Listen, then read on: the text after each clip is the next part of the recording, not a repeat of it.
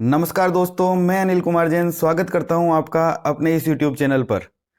देखिए दोस्तों, कल यानी कि 2 फरवरी को जोधपुर DRM ऑफिस में हमसे क्या डॉक्यूमेंट्स उन्होंने लिए उसके बारे में मैं आपको यहां पर जानकारी दूंगा। और आपने जो कुछ क्वेश्चन पूछे थे या आपके कुछ डाउट है उसको भी मैं क्लियर करने की कोशिश करूंगा।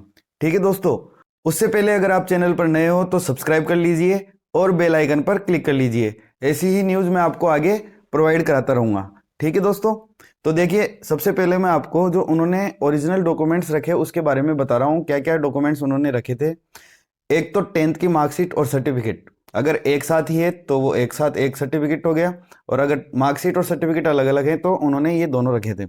उसके बाद 12th की मार्कशीट और सर्टिफिकेट, उसके बाद ग्रेजुएशन की डिग्री और मार्कशीट। तो देखो, अब ग्रेजुएशन आपने जैसे बीटेक कर रखी है तो उसकी डिग्री रखी उन्होंने एक तो, और एक जो लास्ट ईयर की जो मार्कशीट आती है फाइनल मार्कशीट वो रख रहे हैं। ठीक है दोस्तों, उसके बाद लास्ट एजुकेशन करेक्टर सर्टिफिकेट। अब देखो इसमें बहुत सौ को डाउट है कि सर हम लास्ट एजुकेशन सर्टिफिकेट कौन सा बनवाएं। तो देखिए, जो आप जिस भी लास्ट टाइम पे रेगुलर जहाँ पे भी पढ़ाई की थी ना, वो वाला सर्टिफिकेट आप बनवा लीजिए। और अगर पहले से बना हुआ है तो वही चल जाएगा, चाहे वो कितना भी पुराना हो। तो आप वो लास्ट एजुकेशन करेक्टर सर्टिफिकेट बनाकर उनको दे सकते हैं। ठीक है दोस्तों, उसके बाद नेक्स्ट है कास्ट सर्टिफिकेट। यदि आप SC ST OBC से आते हो या EWS से आते हो तो वो सर्टिफिकेट रख रहे हैं, उनको वो सर्टिफिकेट चाहिए। उसके बाद आपने जब EBC से अगर फीस में छूट ली थी तो EBC सर्टिफिकेट चाहिए, या माइनॉरिटी सर्टिफिकेट जो आपके जो जिससे आपने फीस में छूट ली थी वो चाहिए। उसके बाद NOC या रिजाइन लेटर। तो देखिए दोस्तों, NOC आपने डॉक्यूमेंट वेरिफिकेशन के टाइम वैसे जमा करवा दी होगी ओरिजिनल, और अभी इस टाइम वैसे उन्होंने ये बोला था कि रिजाइन दे के ही आना था आपको, कि एक तरीके से अब आपकी फास्ट ज्वाइनिंग होगी तो रिजाइन फटाफट देना है। तो रिजाइन लेटर अगर आपके पास अगर रिजाइन लेटर है तो रिजाइन लेटर आपको सबमिट करवाना है, नहीं तो NOC तो अभी देनी ही है। और रिजाइन के बारे में मैं ये बोलूँगा कि आपको अभी ही रिजाइन कर देना है अपॉइंटमेंट लेटर आने के बाद। ठीक है, रिजाइन लेटर उनको सबमिट करवाना है। तो देखिए दोस्तों, यही डॉक्यूमेंट्स आपके ओरिजिनल डॉक्यूमेंट्स उनको चाहिए, ये वो उनके पास रखेंगे। तो अगर इनमें से आपके पास कोई डॉक्यूमेंट्स तैयार नहीं है तो वो अभी से तैयार करवा के रखवा लीजिए। ठीक है दोस्तों, अब उसके बाद देखिए जो फोटोकॉपी का सेट बनाना है तो वो किस प्रकार से बनाना है वो उसके बारे में मैं आपको बता देता हूँ। आपको जो एक सेट तैयार करना है वो इस तरीके से करना है कि आपको सबसे पहले तो अटेस्टेशन फॉर्म लगाना है। जो अटेस्टेशन फॉर्म आपने फिल किया होगा यानी कि एनेक्सर फर्स्ट, जिसमें आपकी फोटो ऊपर चिपकी हुई रहेगी, उस पर आपको साइन करना है। और पूरा जो फॉर्म फिल करना है वो मैंने इससे पहले वाला जो वीडियो बनाया था उसमें आपको बता दिया था। अगर आपने नहीं देखा है तो मैं डिस्क्रिप्शन में लिंक डाल दूंगा, तो वहां से आप देख लें। ठीक है दोस्तों, उसके बाद आपको करेक्टर सर्टिफिकेट लगाना है। जो आप गेजेटेड ऑफिसर से दो दो करेक्टर सर्टिफिकेट बनाओगे अलग अलग, उन दोनों को ओरिजिनल यहाँ पर लगाना है। उसके बाद आपको लास्ट एजुकेशन का जो सर्टिफिकेट आपने उसकी जो फोटोकॉपी करवाई है वो फोटोकॉपी यहाँ पे लगानी है। उसके बाद जो स्टाम्प बनाए हैं, 2 स्टाम्प बनाए होंगे। एक तो जो मेरिड या अनमेरिड हो तो वो वाला स्टाम्प, और एक स्टाम्प बनवाया है जिसमें अपने विरुद्ध कोई भी कार्यवाही नहीं चल रही है, वो वाला जो स्टाम्प है 50 रुपए के, वो दोनों स्टाम्प ओरिजिनल इसमें लगाने हैं। ठीक है दोस्तों, और इन स्टाम्प को आप फोटोकॉपी की जरूरत नहीं है, बस ये ओरिजिनल एक ही सेट में लगेंगे। ठीक है, उसके बाद जो अनेक्सर सेकंड यानी कि अपने द्वारा जो घोषणा पत्र भरे हुए हैं, अपनी जो शैक्षणिक योग्यता थी वो अपन ने भरी थी, वो इसके बाद आपको लगाना है। अनेक्सर सेकंड लगाने के बाद में देखो दोस्तों, इसमें जो शैक्षणिक योग्यता से रिलेटेड जो भी आपके डॉक्यूमेंट्स हैं, जैसे 10th 12th की मार्कशीट हो गई, ग्रेजुएशन की मार्कशीट और डिग्री हो गई। ठीक है, तो ये जो सारे सर्टिफिकेट थे इनकी फोटोकॉपी आपको ये अनेक्सर सेकंड लगाने के बाद लगा देनी है। ठीक है दोस्तों, उसके बाद आधार कार्ड की फोटोकॉपी लगानी है। उसके बाद पैन कार्ड की फोटोकॉपी लगानी है। फिर उसके बाद बैंक पासबुक की फोटोकॉपी या कैंसिल चेक आपको उसमें लगा देना है। ठीक है दोस्तों, इसमें जो आप ये बैंक पासबुक या जो भी डिटेल दोगे उसी में फिर आपकी सैलरी आएगी, इसलिए अगर आपके पास बैंक की पासबुक हो तो उसकी फोटोकॉपी लगा दो, या फिर कैंसिल चेक की फोटोकॉपी लगा दो। ठीक है दोस्तों, तो एक सेट तो आपको इस प्रकार से तैयार करना है। अब जो दूसरा सेट है वो कैसे तैयार करना है, उसमें देखो ये अटेस्टेशन फॉर्म तो रहेगा आपके पास, तो आपको दूसरे सेट में सबसे पहले एक अटेस्टेशन फॉर्म लगाना है। ठीक है। और करेक्टर सर्टिफिकेट आप दोनों उसमें पहले सेट में लगा चुके हो, तो ये यहाँ पे नहीं लगाना। उसके बाद लास्ट एजुकेशन का जो सर्टिफिकेट है उसकी फोटोकॉपी यहाँ पे लगानी है। एक स्टाम्प यहाँ पर लगा चुके थे दोनों पहले सेट में, तो वो नहीं लगाना। आप एनेक्सर सेकंड आपको लगाना है। और उसके बाद जो सारी आपकी जो शैक्षणिक डिग्रियां थी या मार्कशीट थी वो भी यहाँ पे लगानी है। फिर उसके बाद आधार कार्ड, पैन कार्ड और बैंक पासबुक की फोटोकॉपी आपको यहाँ पर लगा देनी है। तो ये 2 सेट फोटोकॉपी के इस तरीके से तैयार करने हैं। ठीक है दोस्तों, अगर आपको इन डॉक्यूमेंट्स में और भी कोई डाउट हो तो आप कमेंट में मुझसे कमेंट करके पूछ सकते हैं, मैं आपको रिप्लाई दूंगा। ठीक है दोस्तों, अब देखिए उसके बाद आपके जो डाउट है वो क्या है।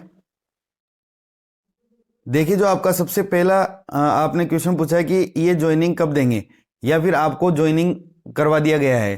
तो देखिए दोस्तों, जो कल हमें ओनली इन्होंने डॉक्यूमेंट सबमिट करवाए हैं, अब ज्वाइनिंग के लिए इन्होंने बोला है कि पहले आपका ये डॉक्यूमेंट्स को हम वेरीफाई करेंगे और पुलिस वेरिफिकेशन के लिए ऑनलाइन जो भी प्रोसेस रहती है वो कंप्लीट करवाएंगे। पुलिस वेरिफिकेशन और ये डॉक्यूमेंट्स वेरीफाई होने के बाद उसके जस्ट बाद हम ज्वाइनिंग आपको दे देंगे, यानी कि ये प्रोसेस फास्ट करेंगे और जल्द ही फरवरी में ही आपको ज्वाइनिंग करवा दी जाएगी। ठीक है दोस्तों, उसके बाद देखो आपने पूछा कि कॉलेज का जो सर्टिफिकेट है कैरेक्टर सर्टिफिकेट उसका कोई फॉर्मेट है होता है क्या। तो देखिए दोस्तों, ऐसा कोई फिक्स फॉर्मेट नहीं है, जो भी आपके कॉलेज में वो कैरेक्टर सर्टिफिकेट बना के देते हैं वो चल जाएगा।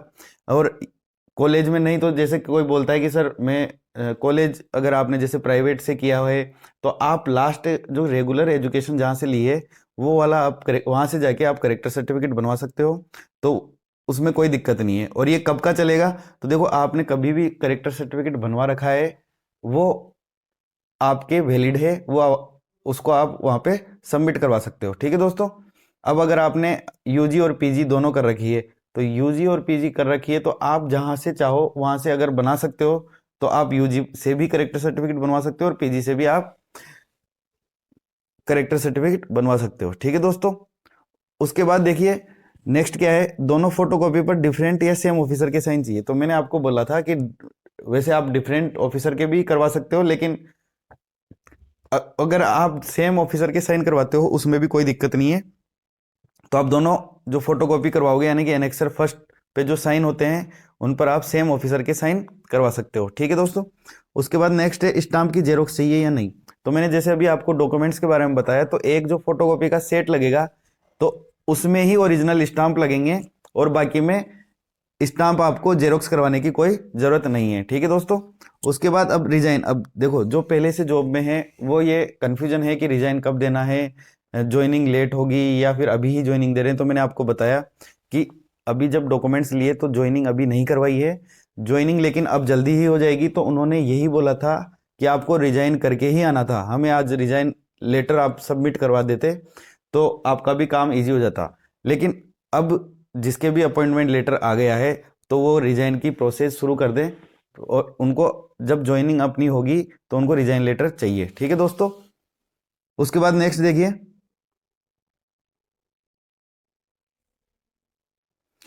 देखिए, नेक्स्ट है कि सेकंड पैनल वालों को डिवीजन अलॉटमेंट कब होगा। तो जितनी जानकारी मिली है उसके अकॉर्डिंग दोस्तों, जो JAA जिनको पोस्ट मिली है सेकंड पैनल में उनको डिवीजन अलॉटमेंट का काम हेडक्वार्टर से हो चुका है और नेक्स्ट वीक तक आपके डिवीजन से आपके पास मेल या बाय पोस्ट या फिर कॉल के थ्रू आपको डिवीजन का पता चल जाएगा। ठीक है दोस्तों, उसके बाद देखिए पहले ज्वाइनिंग होगी या ट्रेनिंग होगी।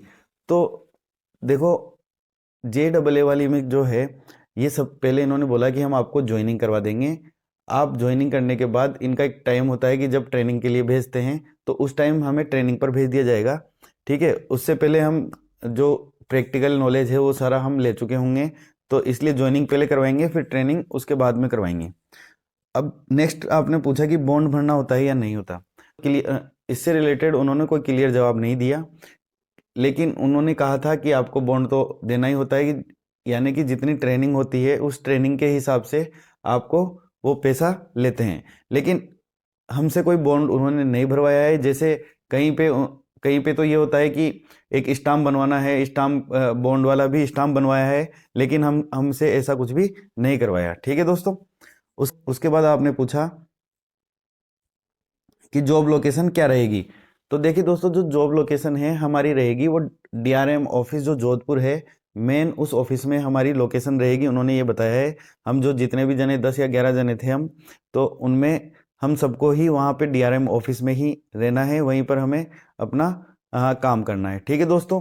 अब इसके अलावा भी अगर आपके कोई डाउट हो तो वो कमेंट करके बताएं, मैं उनकी भी आपको जानकारी देने की कोशिश करूंगा। ठीक है दोस्तों, तो थैंक यू सो मच। और अगर वीडियो पसंद आया हो तो लाइक शेयर और सब्सक्राइब कर दीजिए और बेल आइकन पर क्लिक कर दीजिए। Thank you.